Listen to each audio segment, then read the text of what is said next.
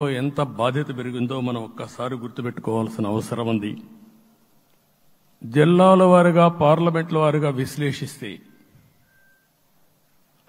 Srikakulam clean sweep 7కు 7 గెలిచాం. విజయనగరం అన్నీ గెలిచాం. అరకు 2-3 ఎన్నికల్లో మనం గెలవకుండా ఈసారి ఎన్డీఏ అభ్యర్థులు చూస్తే 7కు 5 గెలిచాం. మన దురదృష్టం పార్లమెంట్ పోయింది. అక్కడి నుంచి వైజాగ్ 7కు 7 గెలిచాం. అనకాపల్లి 7కు 7 గెలిచాం. దెన్ తూర్పుగోదావరి, కాకినాడ, అమలాపురం, రాజమండ్రి, నరసాపురం, పక్కన వస్తే ఏలూరు, మచిలీపట్నం, కృష్ణా, గుంటూరు, నరసరావుపేట, బాపట్ల అన్స్టాపబుల్ 7కు 7 గెలిచాం. అక్కడి నుంచి ఒంగోలులో బ్రేక్ పడింది, ఒక 2 సీట్లు పోయినాయి. అక్కడి నుంచి నెల్లూరు 7కు 7 గెలిచాం. తిరుపతి 7కు 7 గెలిచాం. కానీ దురదృష్టం పార్లమెంటు పోగొట్టుకున్నాం.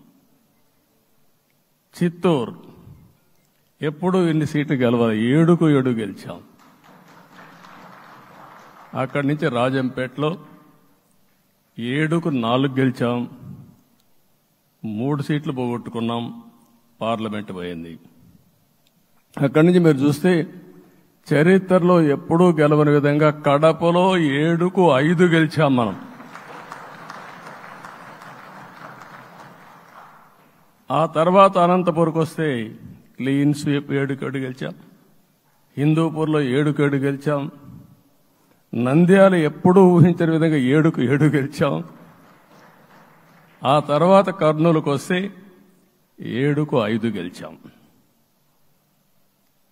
నేను ఈ 11 మందిని కూడా అదే మారిగా జనసేన మిత్రులు పవన్ కళ్యాణ్ గారు 21 సీట్లు తీసుకొని 21 గెలిచాడు.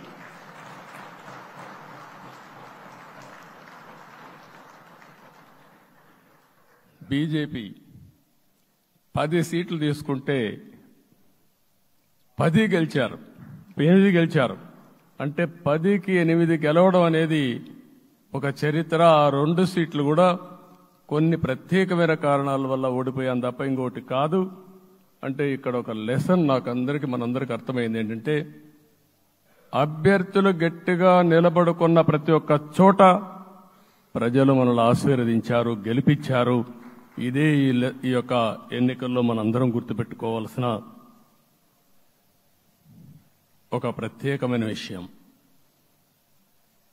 నేను చాలాసార్లు ఎన్నికలైన తర్వాత సమీక్షలు చేసుకున్నాం, కానీ ఇలాంటి విజయం, ఎలాంటి సాటిస్ఫాక్షన్ ఎప్పుడూ లేదు. దీనికి కారణం ప్రజలు మన మీద నమ్మకం పెట్టుకున్నారు. పార్లమెంట్ ఎన్నికల్లో కాదు, అసెంబ్లీ ఎన్నికల్లో చూస్తే 95,000 ఓట్ల మెజారిటీతో గెలిపించారు.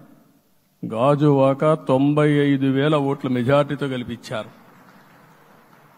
ఈ విషయాలు నేను పవన్ కళ్యాణ్ గారు ఢిల్లీకి వెళ్ళినప్పుడు, పురంధేశ్వరి గారు వచ్చినప్పుడు, ఈ రాష్ట్రంలో ఇచ్చిన మ్యాండేట్ వల్ల ఢిల్లీలో మమ్మల్ని అందరూ గౌరవించే పరిస్థితికి వచ్చారు. మీ గెలుపు వల్ల ఈరోజు ఆంధ్రప్రదేశ్ రాష్ట్ర ప్రతిష్ట పెరిగింది, గౌరవం పెరిగింది. మనకు కూడా గౌరవం పెంచుకునే పరిస్థితికి వచ్చాం.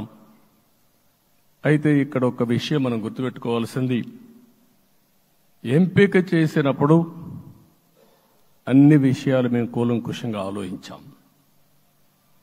ఏ సీటు ఏ అభ్యర్థులు ఏ పార్టీ తీసుకుంటే గెలుస్తారో ఆలోచించాం. ఒకసారి అవి నేను చాలాసార్లు